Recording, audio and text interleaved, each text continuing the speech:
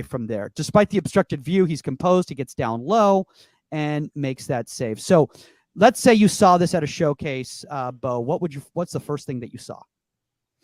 Just can you play it again? Yeah. Here. I thought his positioning is good. You know what I really liked? I really like his, kind of like training step. It wasn't like a big hop, but it was just kind of getting set, just right when he, saw the player centrally take his touch. And now when he takes his next touch, he kind of gets his starting position. He's not deep on his line where he's given a lot of the goal to shoot at. He's kind of, in a really, really good, aggressive, stance, but not too high where he can get chipped because there's not really a lot of pressure on the ball. But I just like how he got his feet set and then looked to, make that movement towards the ball. And I thought it was really, really good. Yeah, I like his start. I like his positioning too, because one, I agree everything that you said, Bo, but I think that what he does by not dropping too deep is he takes away that slotted ball. That's right. And so now that's not on. As much as it looks like it's on, if he puts that ball in between the defender and number 11, he can come and get that. Yep. And so that takes away. If he's deeper, that ball's on. And now that ball can be slotted. If he's too high, he's going to get tucked over the top. So I think his positioning, and I'm sitting here looking at the players in front of him. That's what I'm seeing. I was like, he covers two things at once. That's right. And that's really good. Yeah, no, I love that because I didn't even recognize that, but you're right. He prevented an action. Big bucks tonight. That's why you get paid the big bucks. He prevents that action, That's right. And then he's ready for the final action as well too. Mm-hmm. Charlie, anything you want to add? I saw a lot of good things. Does my mouse show up on the screen? Charlie's great. Okay. If you freeze it right here, look at his stop. If you freeze it right here, I like his starting point. And I tell goalkeepers all the time, this guy has no chance of chipping him right now. Mm-hmm. And he's got a really bold starting point. And what Sask was saying was, this ball gets played through, he's cutting it off. Okay. But so that's one. And we tell the goalkeepers all the time, if that guy's head is down and he's under pressure, it may seem a little unnerving to you, but he's got no chance of chipping you at all. Mm-hmm. So take a higher starting point. And then as the ball is played, he just glides. I like this. Like you can play it, Mike. Like but this is the one I'm talking about with the slotted ball. His position here has taken that slotted ball to 11 out. Right. In my opinion. And even if he does play him, he's going to be in a great spot. If he can't come and get it, if he doesn't feel like he can come, he's still going to be in a great spot for that 11 to really have a tough angle to, try to beat him. Yeah. But he glides to this position, and then his set position is really good. Listen, that's the big difference in whether you make the save or not. It's having your feet set, and I think we need to do more with training keepers, the timing of their set position coming from lateral movements and forward movement. Yeah, because a lot of times their keepers their stance is so wide that they can't even get a push, to make that save. And I agree with you, Charlie. I think his starting position, his set position, was excellent. Yeah. And I think this goes back to what we talked about before, is what we're looking for. We're looking at all these other things before the save is even made. Yeah. And so when somebody's out there assessing you, you're not. It's not. Oh, he made a great save. Well, why did he make that save? That's what we're looking at. That's right. And so if you're hearing that out there, listen, we didn't even talk about the save he made. No. Right. Great point. To be honest with you, the final action, if all of this comes into play, should be at this level. He should be able to make that save. That's right. I'm not saying it's an easy save. Shot. Yeah, it's going to make it. But he's made it a lot easier for himself. If he's too deep here, it becomes now he has to do some lateral movement to get to the ball. How tall is he, Mike? What's his height? So he's about 6'1". Okay. Not that matters for anything, but that's a really bold starting point. But look how much of the goal he's taken away by staying up high. I mean, I've seen keepers that are 6'4" that are way deeper than him. Deeper than that. I really, really like his starting point here is his angle play, how high he is. And that's presence. That's what I mean by that player looks up and they see the keeper. they see the keeper. If you're not being seen when somebody's taking a shot and they see the net, then there's a problem. Like, that's the presence I'm talking about. Like, are you a formidable opponent when they look at their like, I just see orange right now. I think to your point, Sas, I think when we say presence, it doesn't mean you have to be 6'4". You know what I mean? No. You can be 5'11" and have an awesome presence. When we talked about those 3 goalkeepers before, Nick Raimondo, John Bush, they had an incredible presence. They weren't big keepers. So I think that's something that people sometimes lose. They feel like, presence means I have to be 6'3", 6'4". No. It's your starting position. It's the presence, like you said, when a field player is about to shoot, what do they see, Yeah. Speaking of what you see, when you see a world-class player like Sam Kerr coming at you, we're going to go into the women's. We're going to go into the women's game right here, and we're going to go with another goalkeeper that's kind of been on the cusp of the national team radar as well, kind of on the fringe here. And the reason I'm kind of bringing them up before we start showing like a Casey Murphy is, hey Stan. Yo, how are we? Good. How are you, sir? I'm doing well. I've got Peanut going a little nuts in the background, but I do have Santa with me. So look at that. Exactly. I guess it's this way. Gosh. There we go. There we go. Look at that. That's a big Santa right there, dude. Yes, it's formidable. Covers a lot of the goal. Yes, indeedy. How are we? Good, man. I'm good. I just I drove all the way back. I was in Palm Desert at my sister's house over for the holidays, and then I drove back to do the podcast today to LA. So Fantastic. I could be in the studio to do it here as opposed to remote. And then I'm gonna stay here for a couple days and then head back to the desert on Wednesday to go to a minor league hockey game, the Coachella Valley Firebirds. There you go. Of the American Hockey League. Fantastic.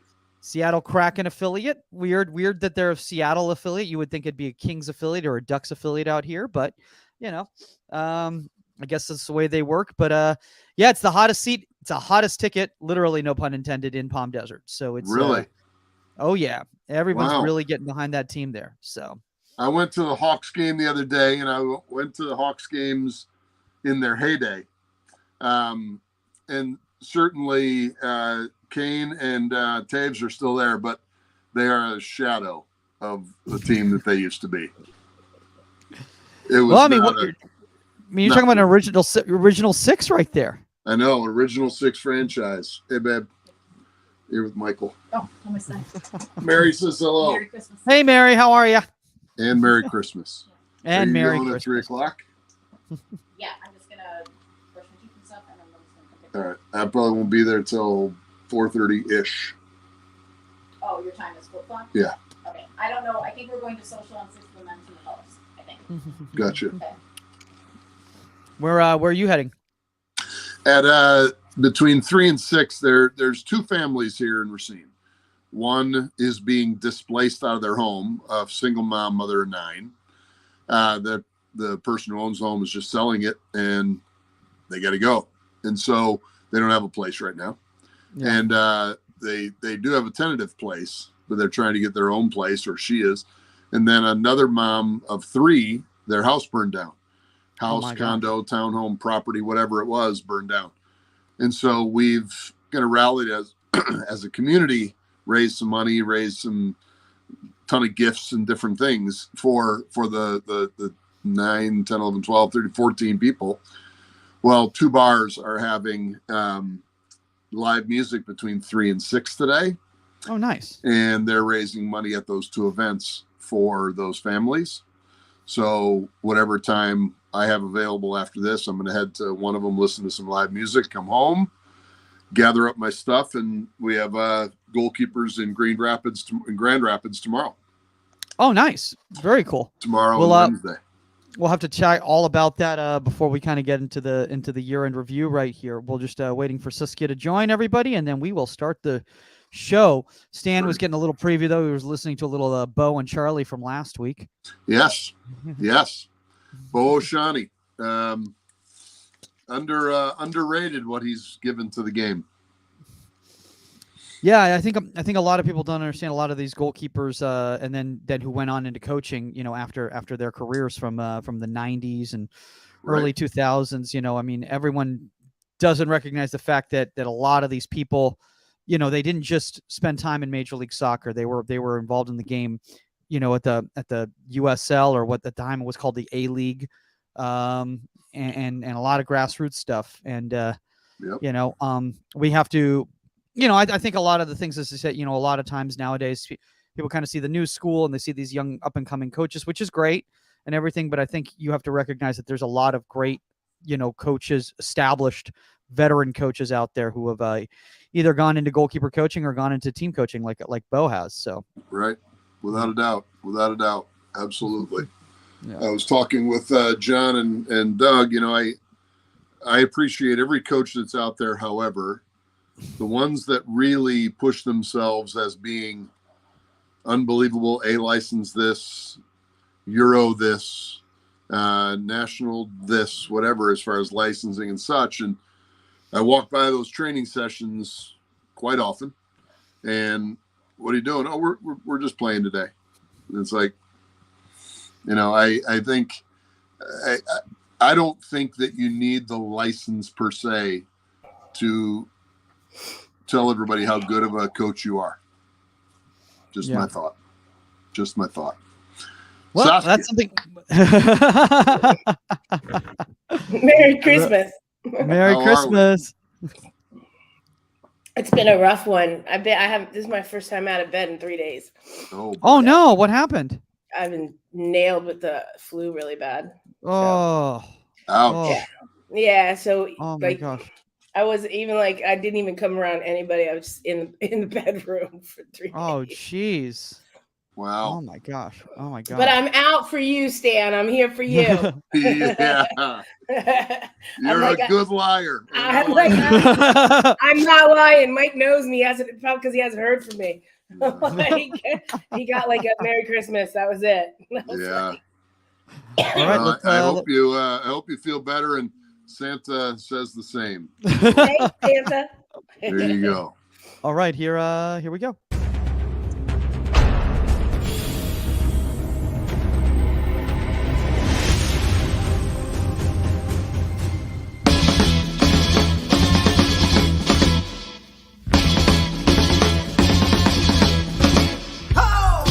Happy holidays and happy new year. It's Inside the 18, live from West Hollywood, California. I'm Michael Magid.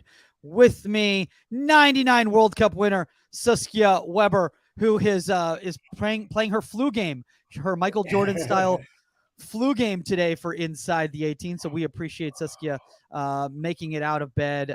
We know it's always difficult when you get when you get ill during the holidays, but that's something that happens to all of us. And somebody that brings cheer when you're sick is Santa Claus, who's standing right next to the one and only Camp Shutout himself, Stan Anderson. There we go. Hello, Santa. Hi, Santa. What's up, guys? Santa's been busy, Stan, hasn't he? He's been busy. Santa's been really, really busy, and this is his day off pose. There you go. I like it. I love it. I love it. And shout out to all you guys who are watching us right now live after all the Boxing Day games from the Premier League. We know a lot of you guys are still watching that Arsenal match, which is taking place right now. So hopefully you guys catch us during halftime or afterwards on the tape delay.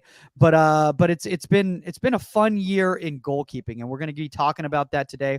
We're going to be talking a year in review in goalkeeping, not just the saves. We're going to be talking about trends in coaching, trends in playing, all those sorts of things.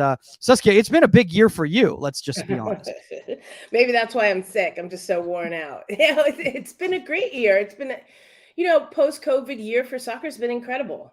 With women's soccer, with the World Cup, and kind of the resurgence of the men's team, and taking a good stage that they need to take coming into the 26 World Cup here in the United States. It's what we needed, and obviously we all wanted them to do better, but they're young, they're babies, so it's an exciting team to watch. I think NWSL is exciting. We got the draft coming up in 2.5 weeks.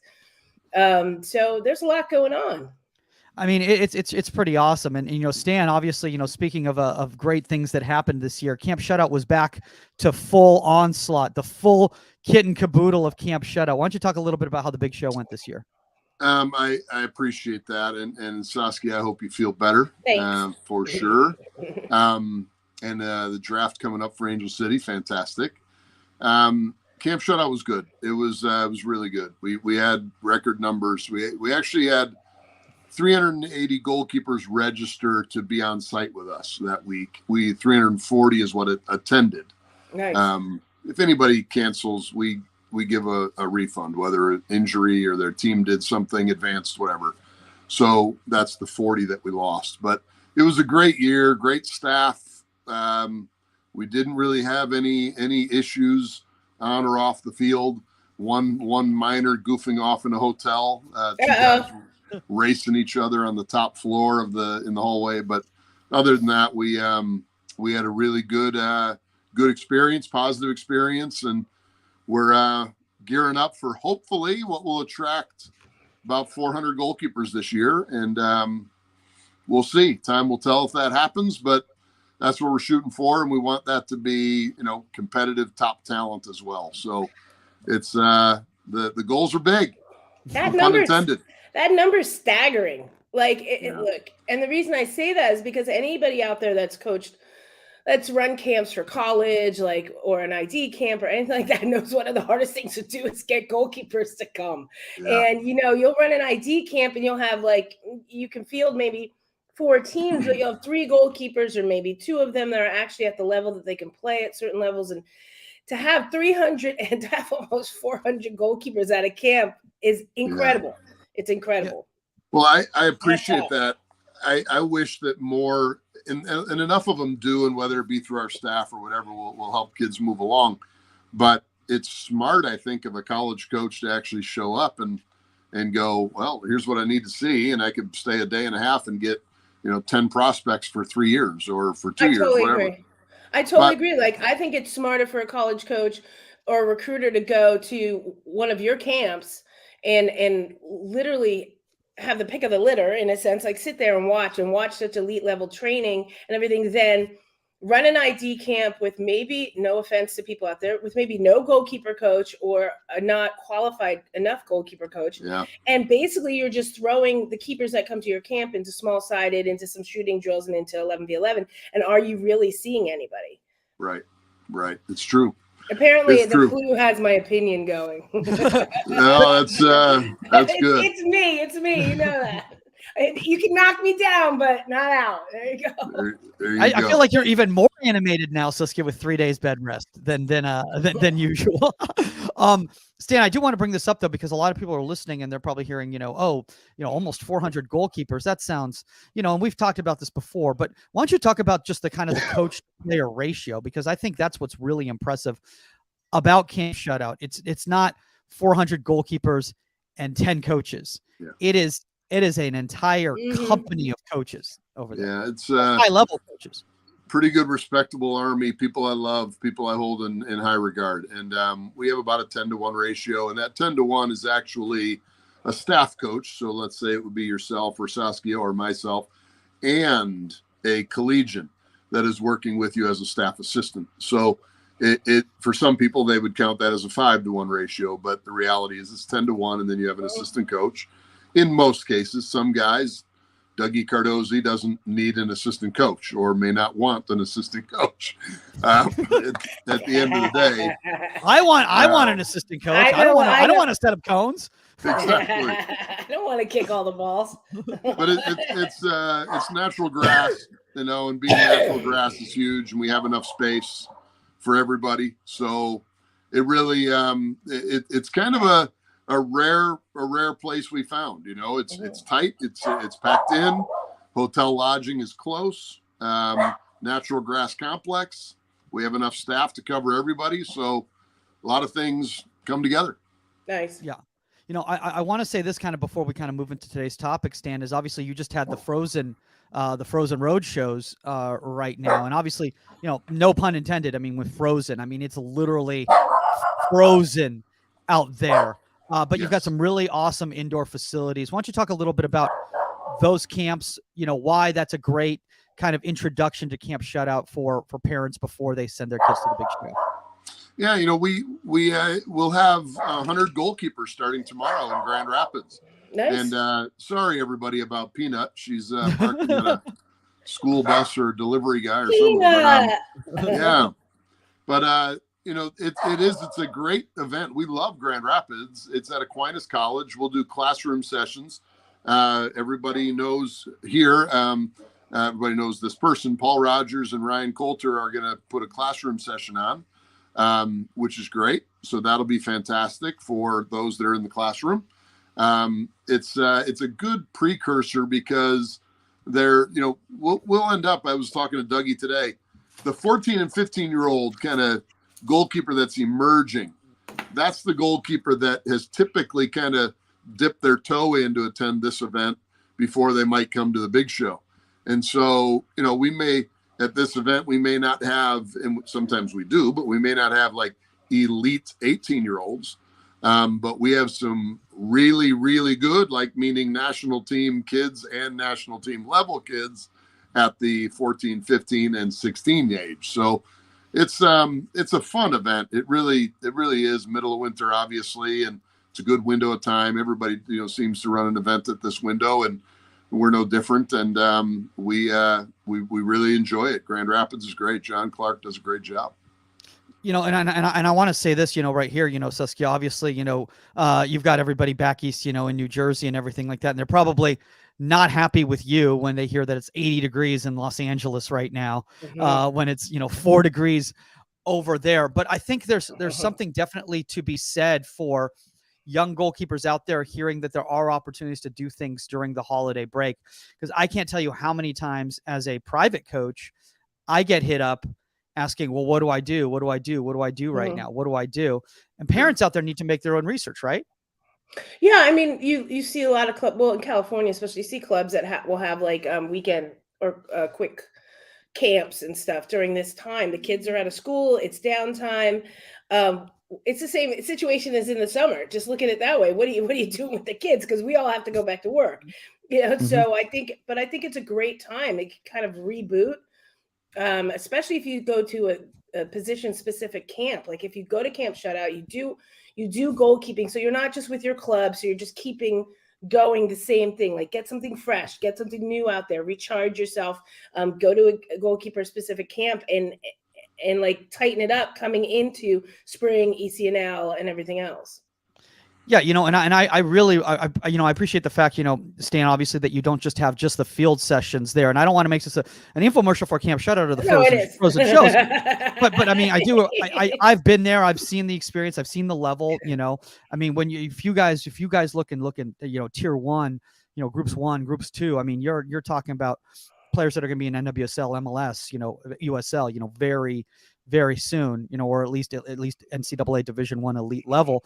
But I want to talk about the fact that those classroom sessions, you're talking about, Paul Rogers, Ryan Coulter, you're talking about people who've got national team experience at the highest level, winning World Cups, those sorts of things, or working in the MLS, it's important for the kids to get that experience, not just the field sessions out there.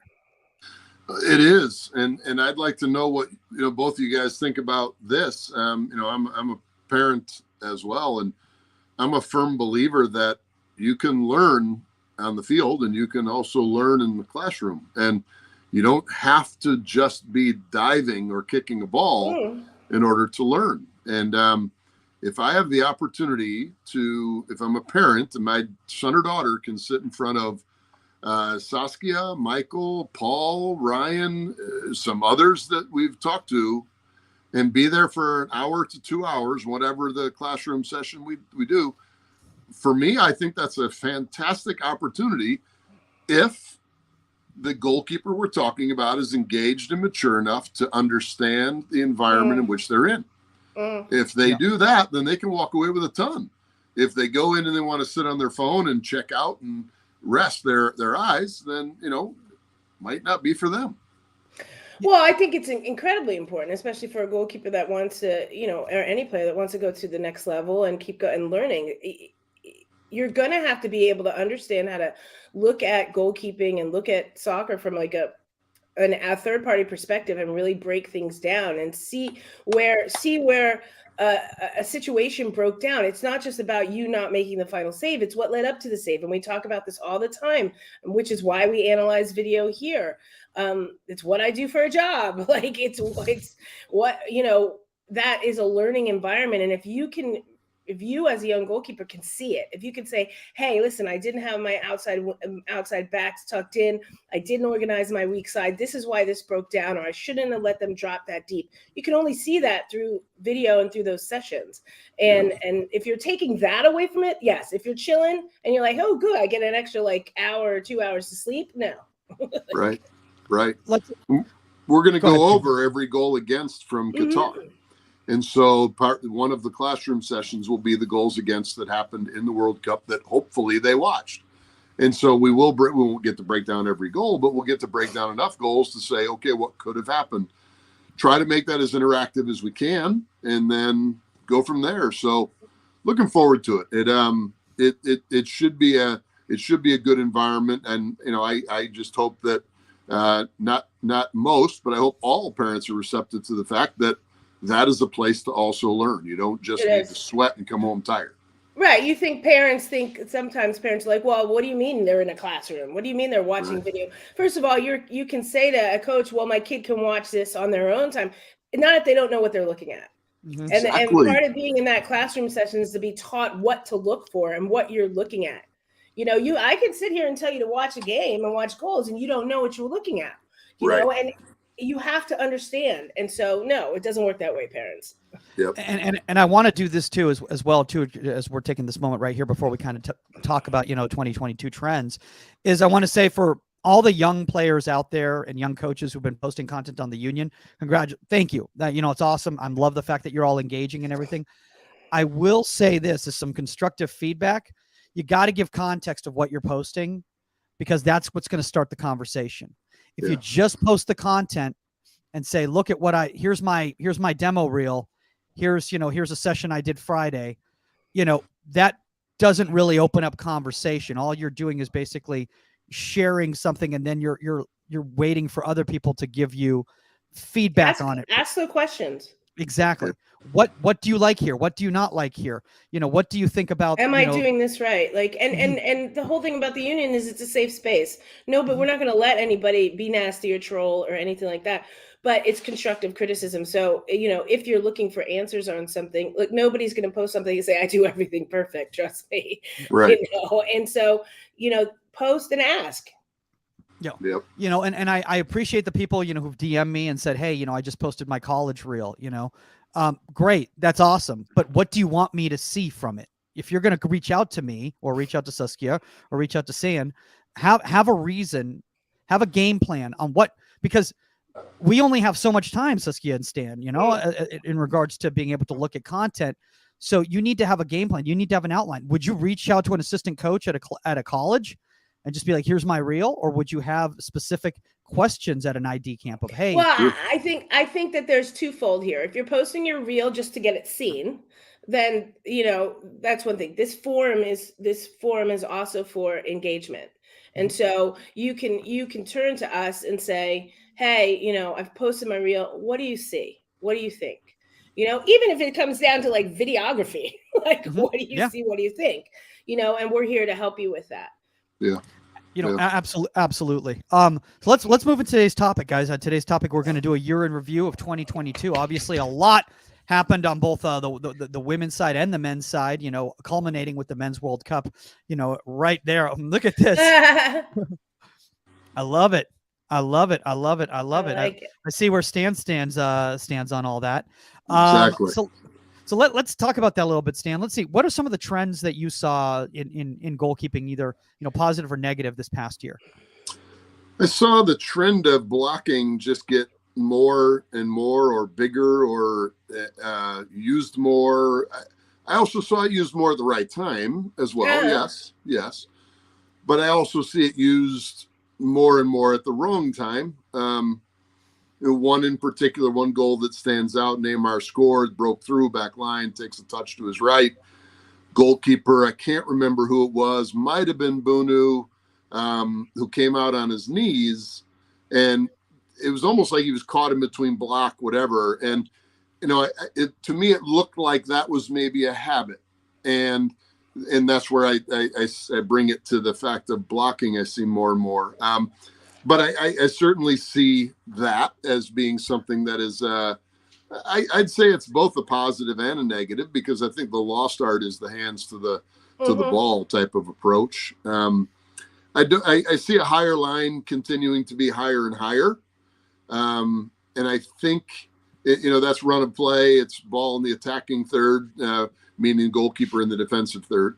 I like it in particular myself. I'm a fan. I think that becomes the 11th player as opposed to just 10 plus the goalkeeper back there to stop shots.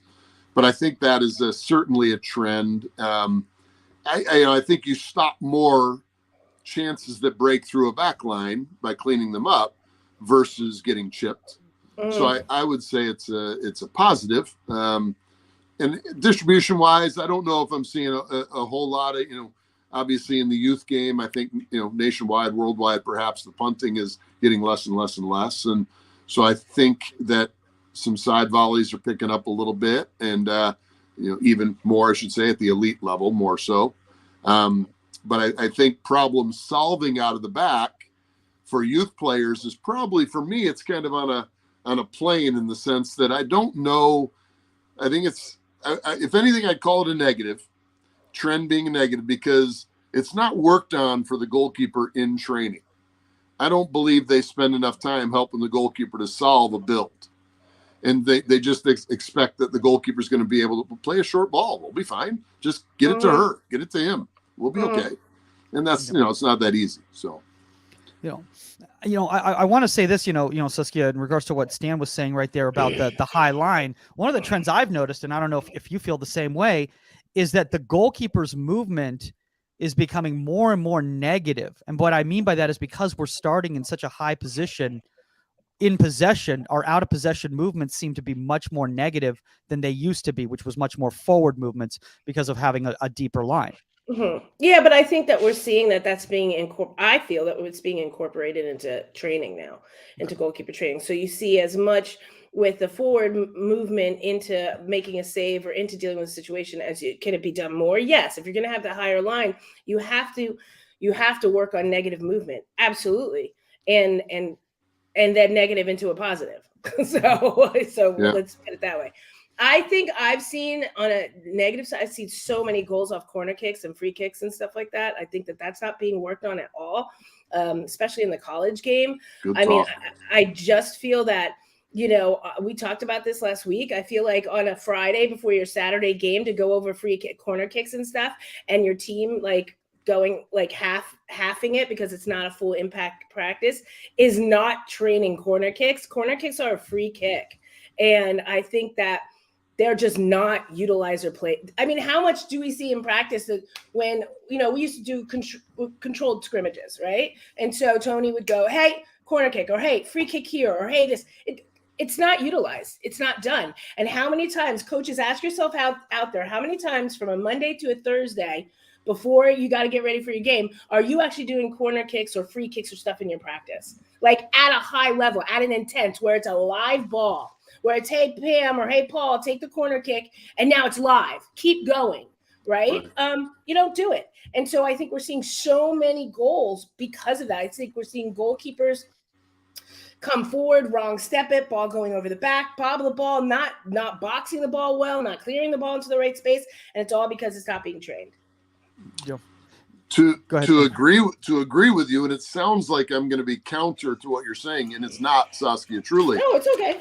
No, what I mean by this is, I think what you're saying, I agree with, about like Olympicos and balls whipped in and being scored directly in corner kicks. I see goalkeepers, as far as a trend, getting closer to the middle or even front post at their starting position. Saw it a lot in the World Cup. I don't know if it contributes to the goal against, but I certainly see them moving there and then still dealing with the difficulty. So imagine being 2/3 and dealing with that whipped in ball at the near post would be even more difficult. So it's a difficult prospect for sure. And I'm in complete agreement that they they're having to deal with a ball that is being whipped in heavily at that front zone, or even just straight into the mix, and kind of having to deal with a very, very difficult ball. I've long said, you play a short corner, I'm going to laugh and smile and Absolutely. go, all right, thank you. These type of balls we're seeing, and man, the goals against are certainly happening at a larger clip. Yeah, I laughed at too, Stan. I don't understand. That short corner is a gift to the goalkeeper, and I don't know why people do it. And I sit there, and maybe nobody talks to the goalkeeper coach or a goalkeeper about it. But I'm like, all you're doing is giving me you're giving me another angle on the ball. I can step people up. Now I have a line in front of me. There's an offsides now. I'm like everything's great. Go ahead, do a short corner. I can get pressure on the ball. Everything changes. But if you whip that ball in near post, head height, that forget about it. Exactly. But it's got to be trained. That's my point. I'm coming back to the fact that we're seeing this turn into a bit of a nightmare for goalkeepers and defenses in games because you're not training it. Yeah. And you're not training it. Yeah. I want to talk about this, Stan, in regards to like what you're all saying in regards to the corner kicks and everything and the balls being whipped in. One of the trends that I've noticed in 2022 is the disappearance of players on posts, back post, near post. They're just gone. Mm-hmm. Just gone. Well, that whole thing where you don't have the two posts, right? Because that used to be the trend, two posts, right? So now it's just the one post. There's a lot of different philosophies on this, but I'm sorry. But if you're getting scored on consistently on corner kicks and stuff, then you've got to put some people in there. Do I think? Hold on, though. If they put a man on the goalkeeper, I'll take the UCLA final game against UNC. They put a man on the goalkeeper. Do I think you should put man on the goalkeeper? No. Get away. All you're doing is clogging my area. So I got bombarded by text saying, was that a foul? Was that a foul? Look, yeah, it was, but there were so many people in there, and she misjudged the ball anyway. Who are you calling the foul on? Right. Yeah, it was a nudge. Get out of there. I don't think you should clog it, but I do think you should protect it. There's a difference. Yeah, for sure. And I thought that ball was going in as it was misjudged, what have you. Yeah. So, at the end of the day, for me, I think, the old saying, fish or cut bait. For me, I'm going to take a stance that I want someone on my back post, and I want somebody in my front zone. That's in between the edge of the six and the post, and they can collapse into the post if it's whipped in, and they can also deal with the ball in the black hole. And the reality, I think, for us in our life, and I'd like to know what Saskia and Michael think, is that we may say that, but we don't always get the head coach's nod that that's going to be okay, and yet the goalkeeper is going to be the one generally criticized in that moment. And I'd like to solve it that way. We have numbers up, so we should be okay. But well, I agree with you with the zone. First of all, you need somebody in between that front post and the six in that area so that whipped ball in can be headed clear. Because, for a keeper to be in the proper position and then try to get to that, basically shot at the near post. Right. If you have somebody there, it forces the person taking the corner kick to kick it at a certain height. Right. Correct. So it's got to come at a certain height, which behooves the goalkeeper, helps the goalkeeper. Now, with that as the new trend, with that ball being whipped in, if you don't have the goalkeeper does have to have a different starting position. They have to be kind of a little bit more front of center, right? Yeah, What's that leave? That leaves a back post, right? So back post. So I agree with you. Yeah. I want to say something, in regards to, whipped in balls and everything like that. I think that a lot of times, and this is a conversation I think I was having with somebody else the other day, Stan and Saskia, and that is that a lot of coaches out there feel that, they're all watching the highest levels. And I'm talking about the youth game here. And they feel that if they if all of them with their magnetic clipboard at halftime, at ECNL showcase, think that they can solve problems tactically. And that just magically by putting players in certain areas, that solves the problem. And Saskia, I think this is something that you talked about in just technique isn't being focused on enough. Kids are being put in a position, but they're not being told where to clear that ball. And now the goalkeeper's got to deal with this mess because players aren't being taught where to properly clear balls. Yeah. Well, yeah. I mean, again, it goes back to training it. Like, is the person that's in that front center of the near post, is that a solid person that you trust that won't flinch and doesn't mind heading a bullet into the near post? Like, is that the right person there? Like, those are all things. That's why I keep saying it's not being trained enough. That's a trend I'm seeing that needs to change. Yeah, I would agree. And on the attacking side, you know who wasn't really good at it in the World Cup? Christian Pulisic. Oh yeah, he did not whip in a good serve. But my question there is, why not change him out? Exactly. Like, I don't mean sub him out. You're going to tell me there isn't another player that can't whip a ball into the near post? Right. Like, obviously he's got the shanks right now, right? So obviously he's not hitting the ball properly. Well, let's let him figure it out. You know what? He can figure it out in a friendly, like this summer, like not in the World Cup. Sorry, you did it twice. You're out. You're not taking it anymore. What are you doing? Agreed. You know. I digress. Okay, so let's just get into this here, because the year in 2022 review in the United States cannot be brought up without talking about just kind of a changing of a guard when it comes to both on the men and the women's side. When it comes to goalkeeping, for the first time probably in quite a while, we had a legitimate goalkeeping competition on both the men and women's side. And on the women's side, it's still not decided. There's obviously some players that are trying to get back into the fray, such as AD and all that. But on the men's side, you know, we saw Matt Turner, you know, former Fairfield walk-on, you know, now Arsenal goalkeeper, take the #1 spot for the United States. And Stan, this was obviously a big moment in U.S. goalkeeping on the men's side. But was it? And what I mean by that is this. I mean no disrespect, but Zach Steffen was not performing at World Cup level standards. And Matt Turner was through most of qualifying. I saw Zach in Mexico when I went to watch US-Mexico, the final qualifying game, probably the final qualifying game for them for many, many years. Because of what's going to happen in 26 and otherwise. Yeah. At the end of the day, he wasn't very good on that game anyway. In September, I told our lovely Bill Reno, I had him as number 4 or number 5 on the depth chart. I thought Matt Turner clearly separated himself from the rest of the group. Whether that be, for me, it was whatever category you wanted to look at. I thought his feet were just as good. There was no major hole. I saw more holes in Zach's feet than I saw in Matt's feet. I thought what Sean did in the build up in the cup was fantastic. I don't think he's conceded in like 10 games for the States. I thought Ethan was a fantastic goalkeeper and what he's done when he's had to step in. So for me, and you know, people can talk about all the other issues surrounding that decision till the end of time.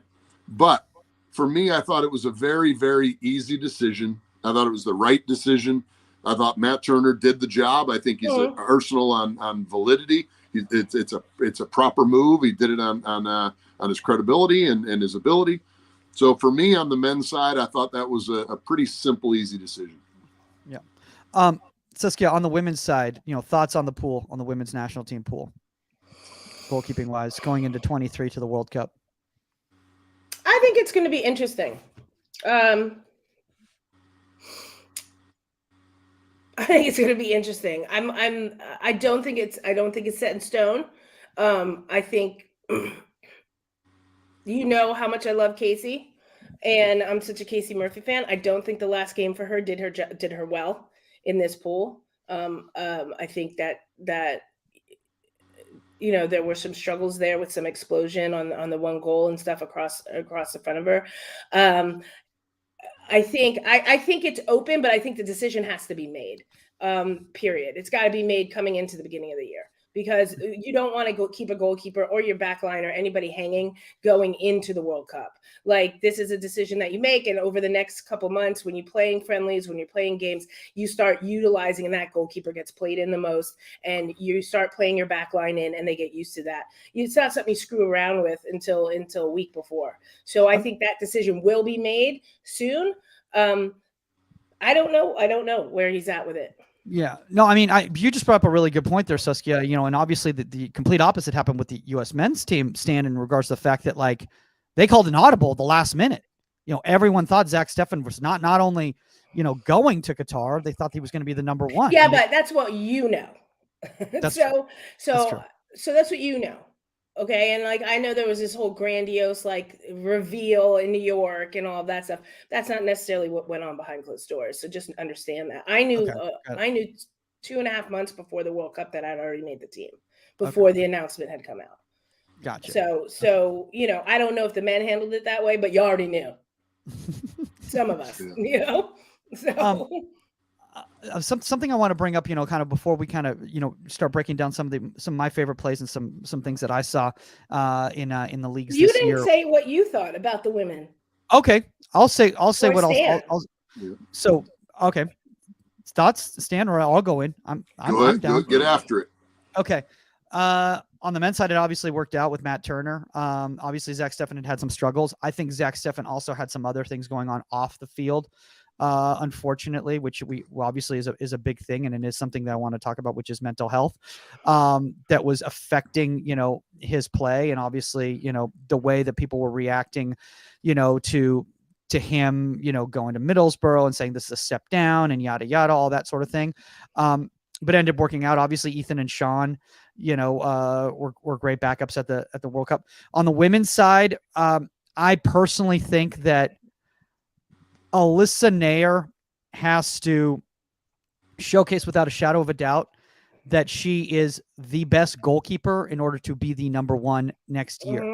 Mm-hmm. That's my feeling. I think that Alyssa Nair and her prime is a very, very good goalkeeper. I think that the qualities that the younger generation is bringing, such as a Casey Murphy, I think are certain things that are just taking it to another level. That being said, I do believe that because of her performance in NWSL this year, her reemergence at Kansas City and how far they went, I absolutely think she deserves a chance because she's never really gotten a full chance with the women's national team. She had that one game, which was a struggle, and that was pretty much the most that she had. And I got to tell you, everybody out there, it's the crappiest thing about being on the U.S. women's national team as a goalkeeper, because you don't, and especially in the past, you don't get that much action. And when you do, and you're on the world stage and you don't have the best game, or maybe there's nothing you could have done, nobody sees that. They see no saves, 1 goal against. Well, let's bring in somebody else that can have a blank sheet. That's all the women's go, and I agree with you on everything you're saying.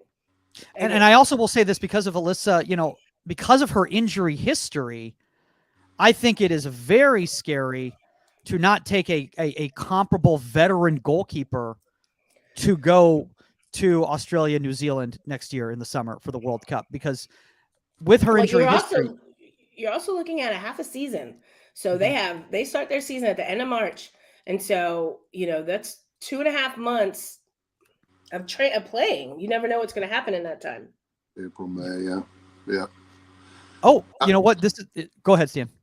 I would say on the women's side, first off, Saskia, you have played at a level I can only dream about. Mm-hmm. And my question to you is this: from when you were selected to the World Cup squad, did you know your role?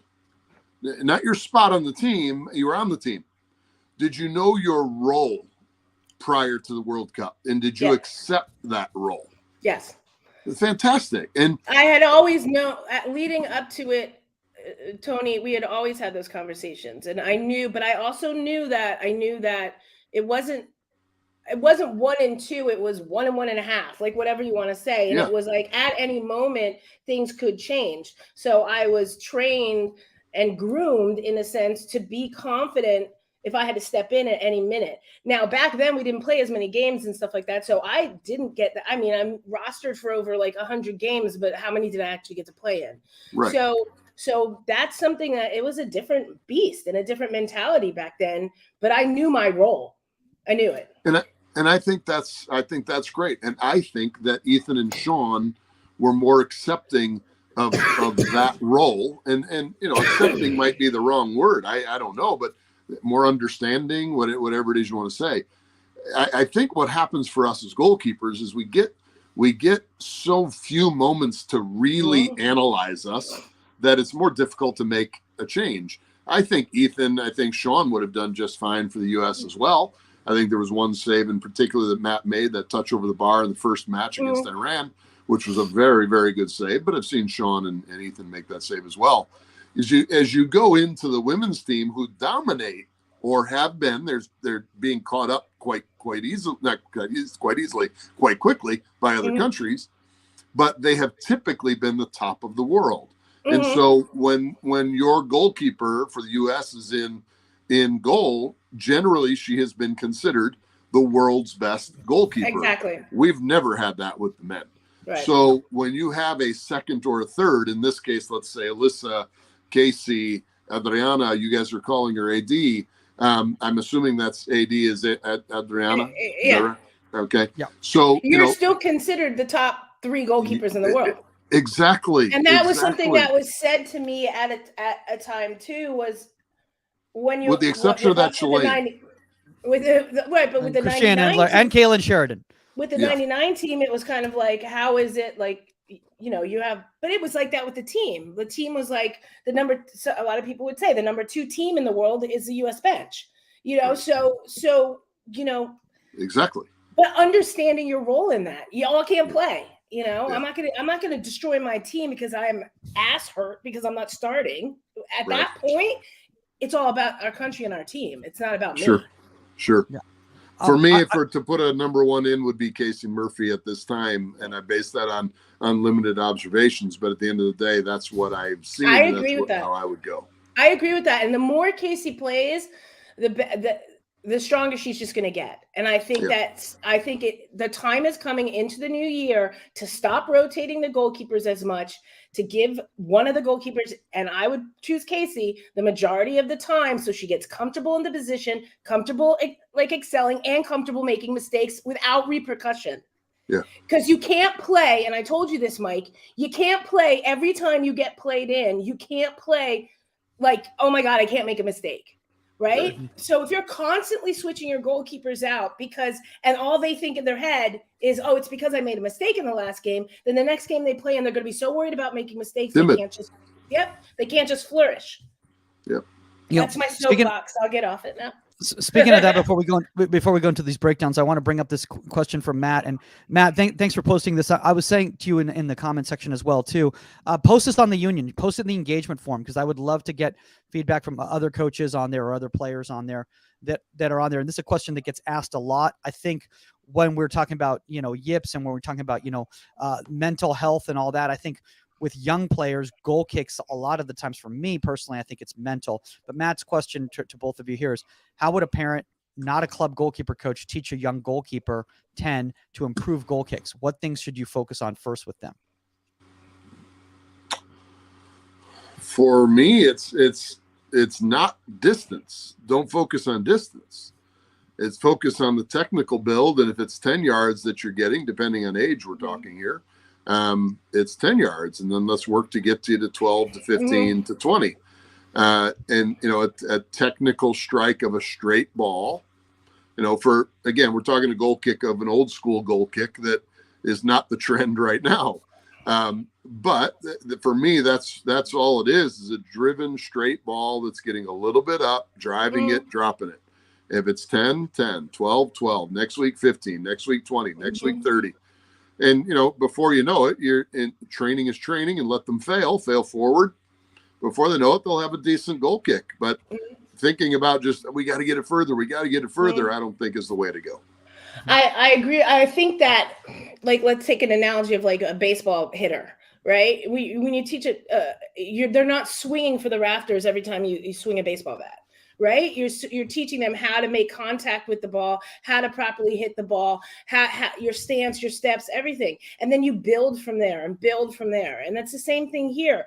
It's, if you're making the right connection, whether it's a side volley drop kick or a goal kick, you build from there. And then eventually the distance will happen. And coaches out there, if they shank a ball and kick it into the shin guards of the other team, don't stop letting them do it. Don't all of a sudden say, well, Joey's going to come back and take the goal kicks from now on because you screwed that one up.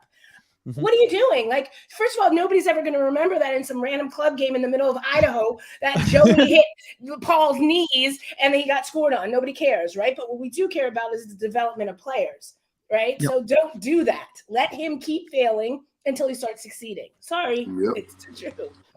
Yeah. You know, I think one of the biggest problems when it comes to this, and Matt, again, a great question and everything like that, is that I think a lot of, you know, parents and younger coaches who may not necessarily be goalkeeper people focus on it as a clearance type of a movement, when in the actuality, and as Stan was talking about with the modern game and everything, it's a pass. It's a first line of attack. So if you're looking at it as service as opposed to clearance, I think you'll stop looking at distance and you'll start looking more about like location, area of effectiveness, that sort of a thing, because that's really what's important. 100%, Mike. Yeah. Agreed. All right. Let's go into this right here. I want to throw up some of this stuff right here. So let's see here if I can get all of this here. Okay. No, not this one right here. This is what I want to throw up here. Okay. So we are talking trends here. One of the things that I saw in NWSL this year, obviously a lot of great goalkeepers. And one of my favorite moments personally was this, and we can talk about, I'm going to throw everybody on the screen here so everybody can kind of see here. I know, I guess this was against Angel City, Saskia, but I think the great thing about this play, and the reason I wanted to show is obviously we're talking about Kaylin Sheridan's penalty kick save in the 75th minute, opening night Snapdragon Stadium in San Diego against Angel City. Savannah McCaskill with a shot. And if you look at this, the shot is hit, and it's a great placement. Honestly, that shot, other than the height, it's a great placement. That was a tough save to make. But what I really love about that is that after Kaylin makes the save, it's that recovery. Boom. Look at that. This is, in my opinion, this is why she's one of the best in the world, because she's not cheering on how exciting it was that she just made a PK save in front of 30,000 people on opening night. She's immediately looking for second ball right there and seeing where the recovery player is. Boom. I mean, I think that talking about trends, I think we are seeing this a little bit more on the penalty kick, that when you're watching Sheridan, that she's behind the line and she's taking a step forward. So, and so you're seeing that instead of being on the line where you can't step forward, and this is more of like a training thing. It's more of a mental thing. Like, do I want to go left to right? No, I how I feel about PKs. I feel that we should react and not guess and everything. But I think that you're still on the line and she's taking a pre-stretch forward, a quick step, and then exploding. And I think we're seeing that more than the craziness of back and forth on the line. So that's one of the trends I think we're seeing more. That's good. That's such a great point. Go ahead, Stan. Quality save, quality recovery. I would disagree. I don't think it's a great shot. If she puts it on the floor, and you said it, Michael. I mean, you said it's except for the height. But if she puts it on the floor or she puts it 4 feet and up, I don't think Kaylin's getting to that save. Right. I think it's the worst height possible. Yeah, but she did it was getting close to the bar. Quality save, and you're right. Right as that ball is off the boot of the rebound shot, she's on her feet ready to go. I will say this, and I think this is a trend as well. I don't think there have been I think we're seeing less quality PKs, period, across the board. I think we're seeing a trend of people thinking they could do a stutter step and a this and a that and like a dink and this. Dude, walk up to the ball and bury it. Practice your placing, stick with it and put it in. But I think we're seeing so much kind of hoopla that we're not seeing good PKs anymore, which is great for goalkeepers, which is why you're seeing a lot of saves, but you're just not seeing quality PKs, men and women. You're not seeing quality PKs. Yeah. Stan, question for you. Obviously, you're coaching at the youth level and at the collegiate level right now. Is this a trend that you're noticing in both the youth game and the college game in regards to Kaylin's, position of behind the line and then forward progress? Yeah, I mean, it's the only way to go if you really want to solve it by almost diving as you see it. You need to have that momentum forward to go because you can't leave. So your only build then is to go sideways if you're on the line. So at least you can go forward and counter a little bit of that movement that the striker's jumping, changing their gait, slowing down, speeding up, whatever it is they want to do. At the end of the day, this does give you a little bit of room and comfort behind. So I think it's the right thing to do. Speaking of that, I want to talk about this because we talk a lot about micro movements in this show, and we talk about, shifting and all that. Every goalkeeper is going to be different, and depending on what your stance is, it's going to determine how you move too. I want to show this was considered the save of the year in MLS, and this is Pedro Gallese, who, as we all know, over at Orlando City, had a very, very good season in Major League Soccer. Definitely in the running for goalkeeper of the year. I mean, it was a really tough race this year. I want to point this one out. This is in the Oh, hi, Stan. We lost Mike. Yes, we did. Can you guys hear me now? Yeah. Now we can. Yeah. Oh boy. Okay. All right. So I'll go back. So this is the 82nd minute. This is against Atlanta United. Essentially, Dom Dwyer receives this ball. It's a turn and it's a curl towards the near post right here. And because of Pedro Gallese's shape, in my opinion, which is a wide stance, he has to push off, go with that outside hand to make this save right there. Thoughts on this save, guys? Why should this be a save of the year? Is this a good action in your opinion? Well, I think we're going to go back to, I think what Stan said in the beginning, just the higher line positioning. I think the reason you're seeing more micro movements in goalkeeper is because they're higher off their line, is because they don't have to travel laterally so far to get into position. You get it, Mike? You understand what I'm saying? So now you see those little macro movements, step, and then explosiveness. Do I know if this is the save of the year? I didn't see every save in the MLS, but I think he has. It's a beautiful save. I think he has it covered. Love to know what he's doing that other arm, but that's okay. Yeah. Thoughts, Stan? Yeah, I like it.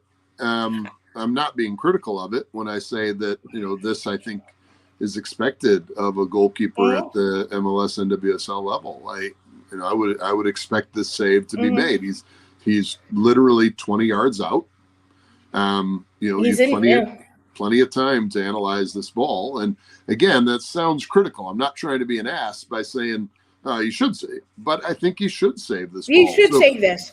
For me, a save of the year is something that you actually you're the insurance policy, and you do something for your team that they didn't expect you to do, and you saved them. This I would expect this save to be made, and I'll take the criticism of, wow, you can't even credit a goalkeeper on a save. I think it's a good save, but I would expect the save to be made. I'd be critical if it went in. Right, because that's exactly what I was going to say. Look at it from the other perspective. Had this ball gone in, then people would have been like, you need to be making that save. Yeah. Do you see what I'm saying? And so, that's a save that's in your wheelhouse. You should make that save. I agree with you, Stan. I think the save of the year should be something that changes the momentum for your team. That is a save that you shouldn't have made. Right. But it really influences the game as well. It's not just the save itself. Because you can make this save in the first 5 minutes of the game and your team could have won 4-0. Is it still the save of the year? Right.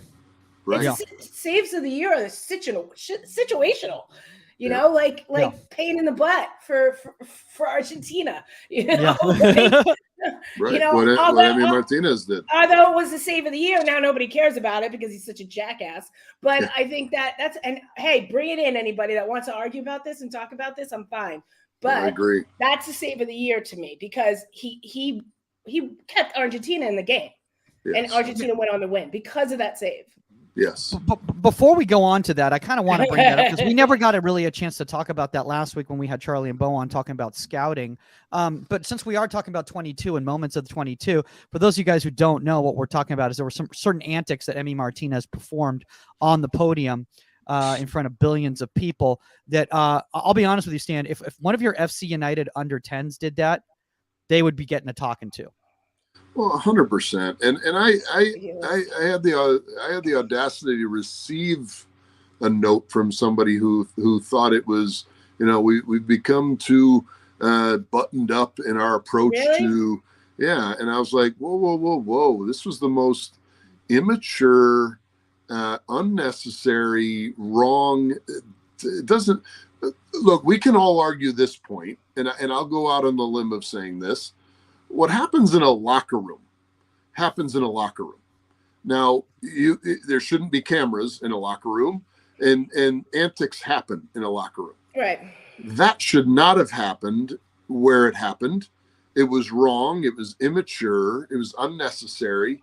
It put a black mark on the World Cup, and not like the World Cup was bad because of this, but in that moment, it disrespected the people that put on the World Cup and awarded him that award.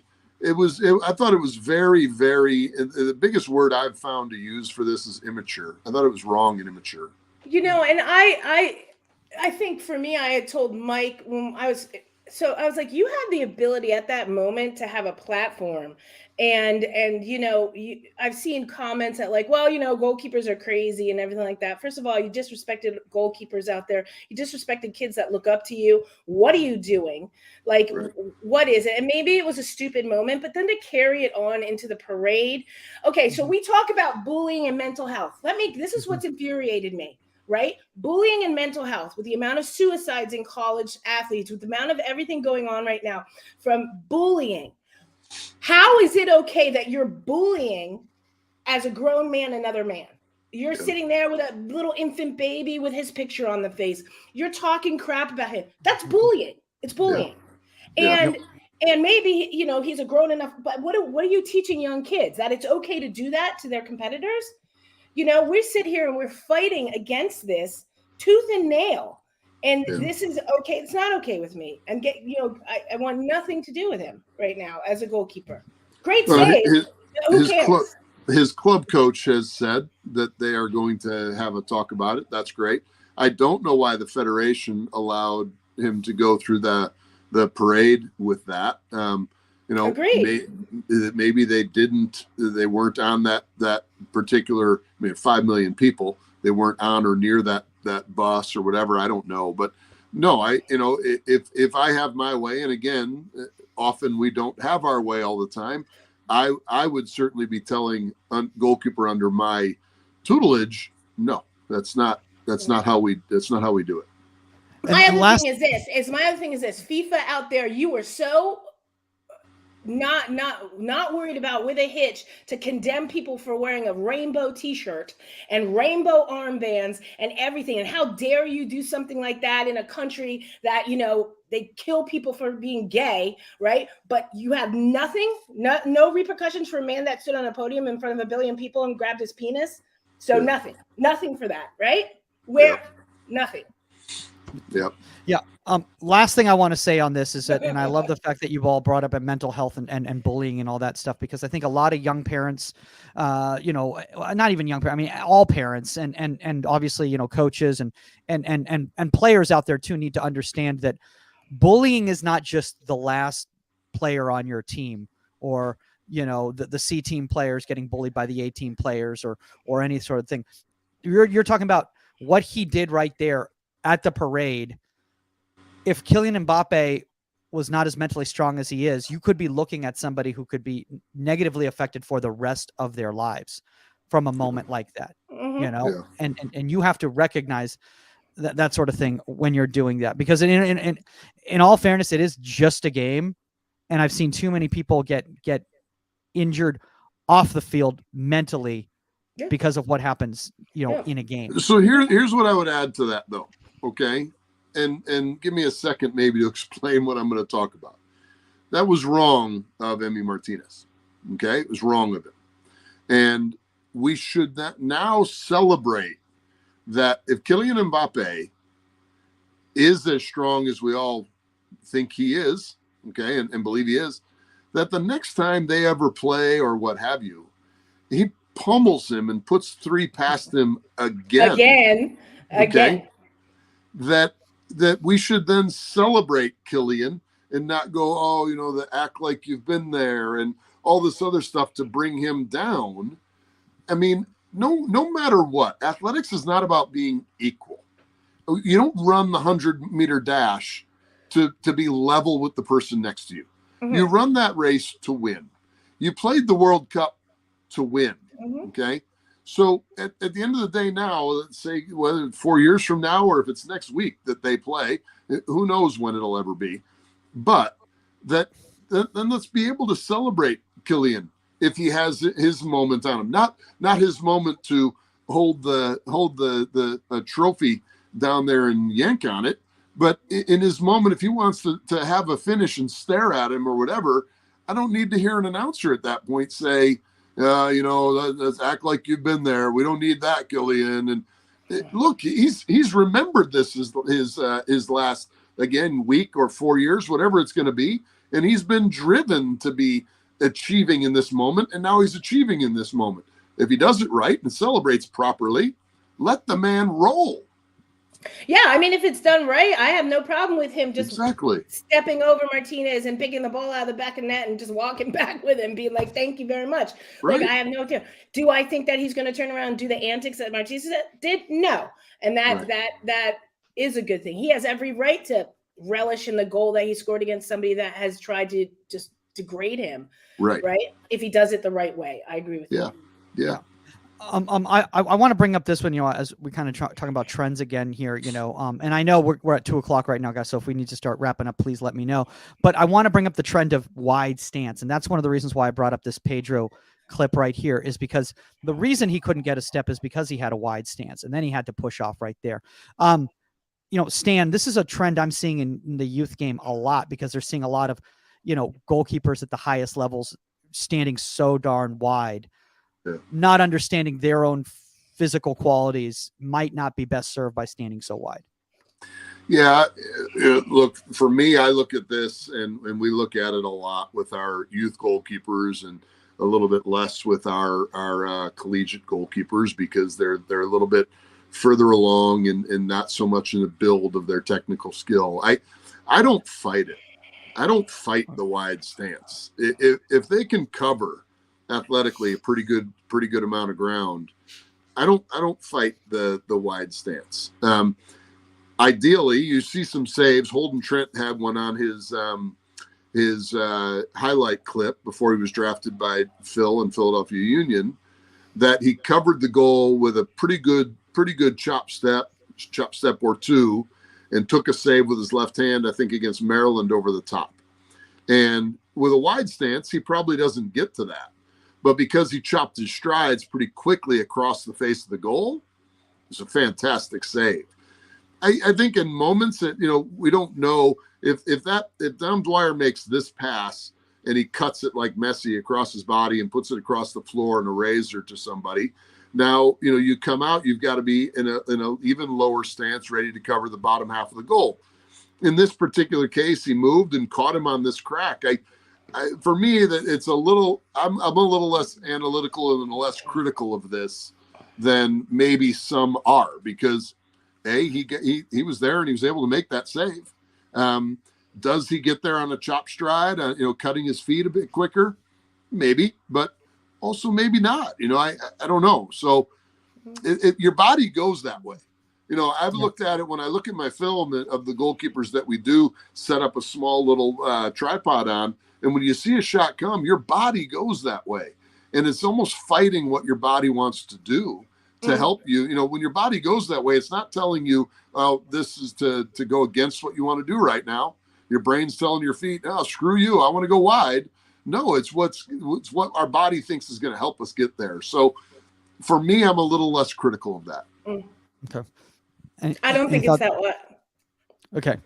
Okay, gotcha. I don't think it's that wide. When I say a wide stance, I mean a double set where you set and then you set again and you're way outside of your gate that you can't get any leverage.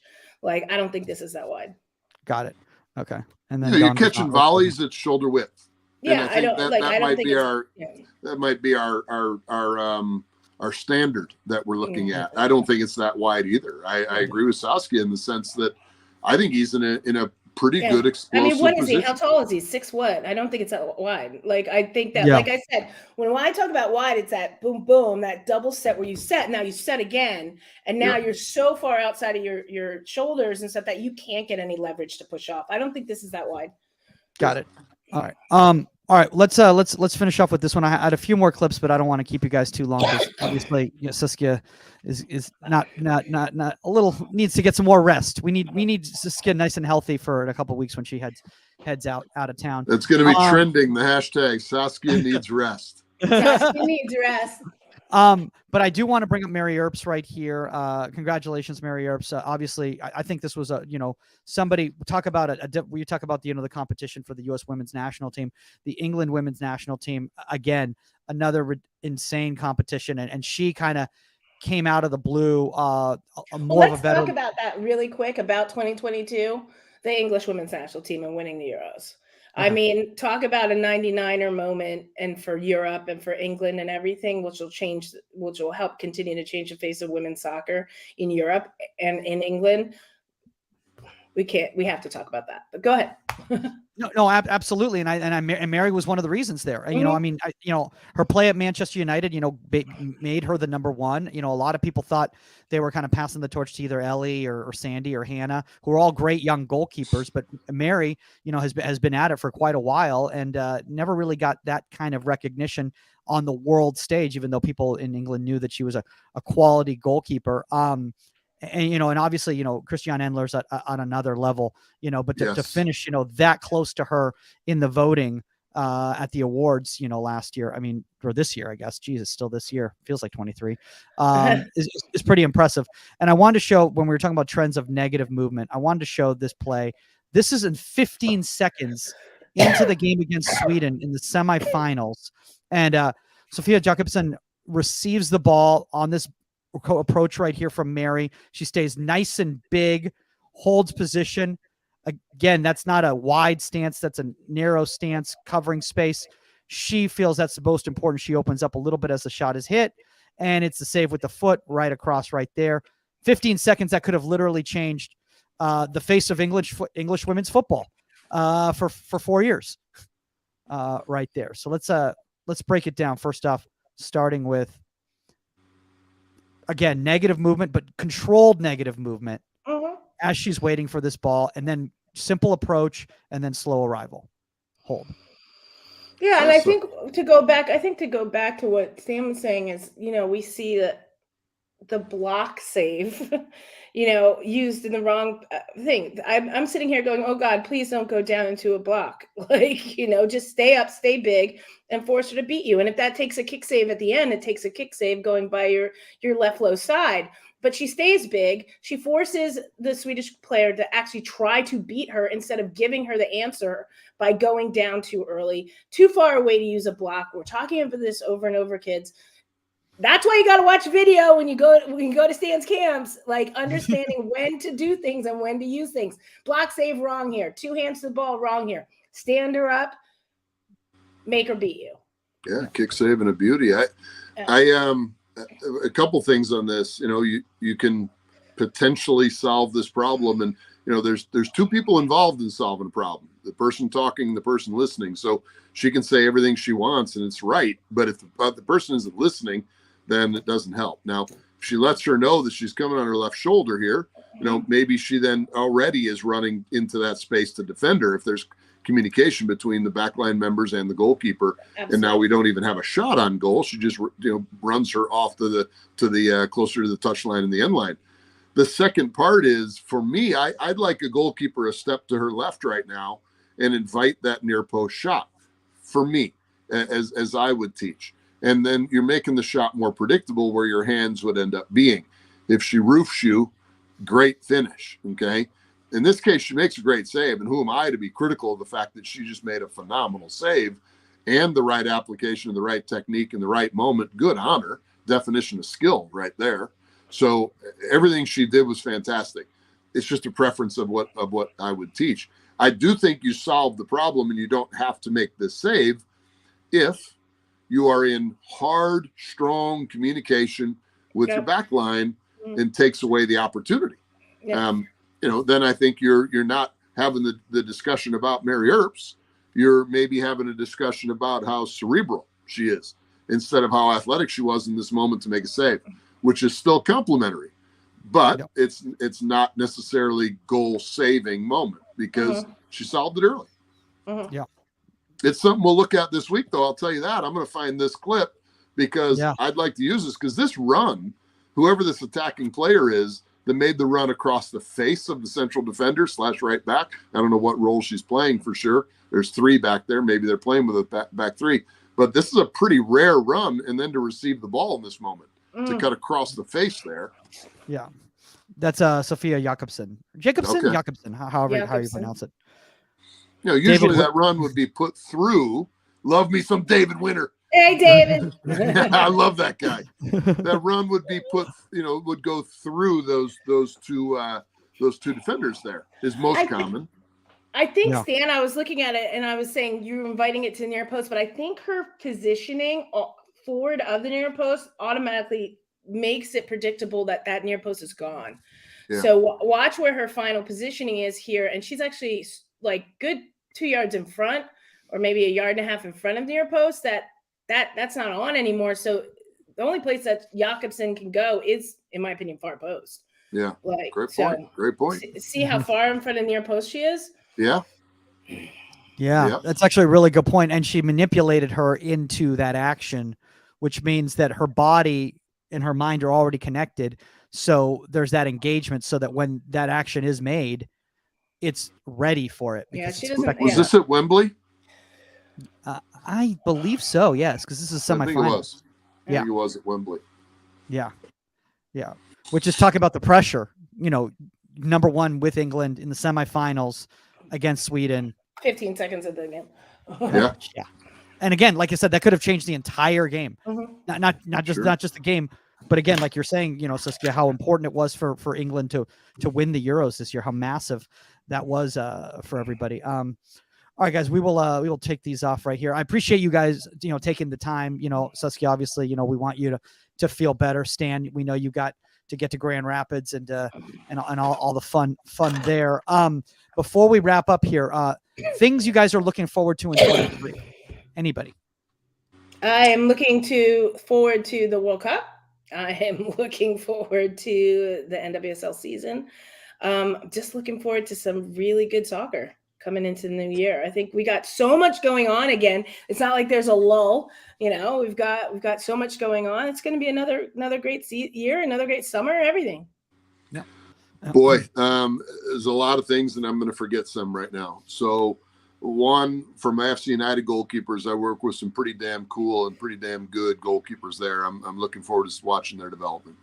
Yeah. Number 2, I'm looking forward to a quality uptick in our UIC season. We didn't have a good season this year, so looking for that to be a turnaround this year. Certainly looking forward to more World Cup soccer. I mean, that's fantastic, and that'll be outstanding. I do want to watch Tiana Anler.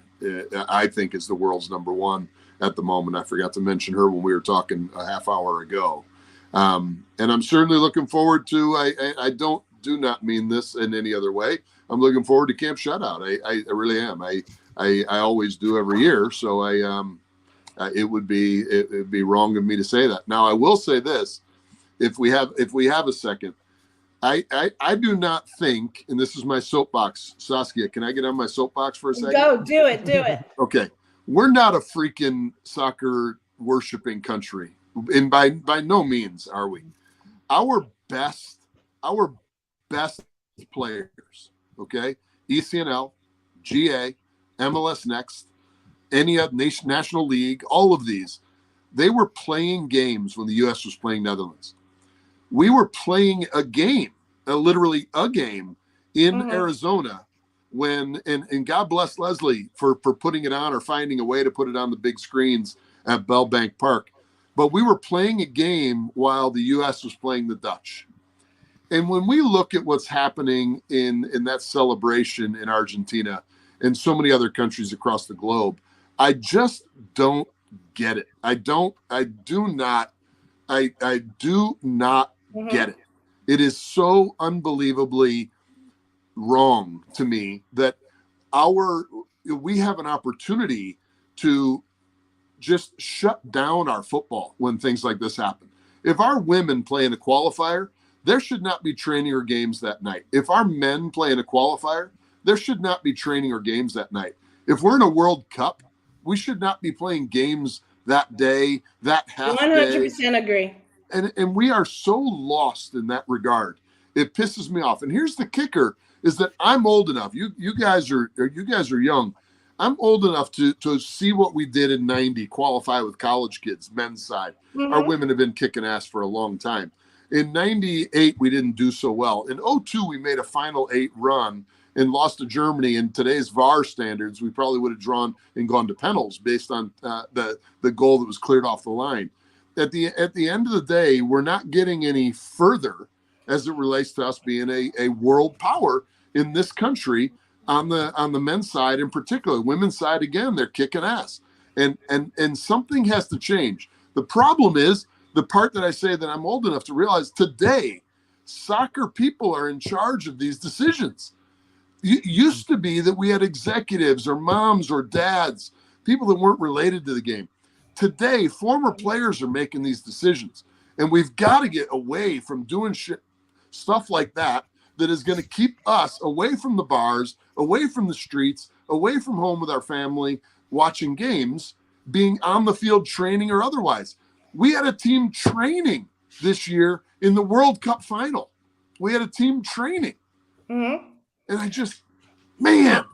I agree with you so much. It's not even funny.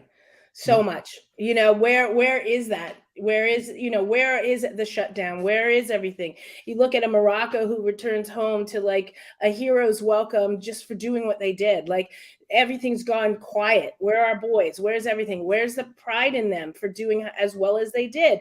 No, I know that America is just like you win or we don't care about you, but that's not true. This isn't easy. And I agree with you. Why are our kids playing in tournaments when their country is playing? Why? Right. Why?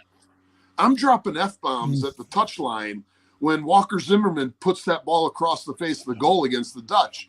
I'm coaching a game, involved in coaching a game, trying to watch and looking this way to try to catch the TV at Bellbank. I see it happen. I'm like, fuck. Sorry. No, it's I'm okay. like, you beep that or something. Because I was so upset that we were down 2-0 already and we didn't score that goal. But here I am, instead of, being animated and trying to feel like you're helping the cause by preaching into the TV, whatever. And we just don't, this is coming from an American. I was at work like this, worried I was going to get in trouble. I was watching the game. I'm like, we should all be watching the game. Exactly. Well, guys, if you want to enjoy the game and talk to other people that are just as passionate as this, you can go to the United Soccer Coaches Convention.org and use promo code I18 pod23 at checkout to save quite a bit of money, guys. We know that conventions are pricey and all that, and that's why we're trying to do our thing. So if you go in there, you can get it. You can get in for only $325, which is a huge discount from the regular price to go to convention. We know Saskia will be there.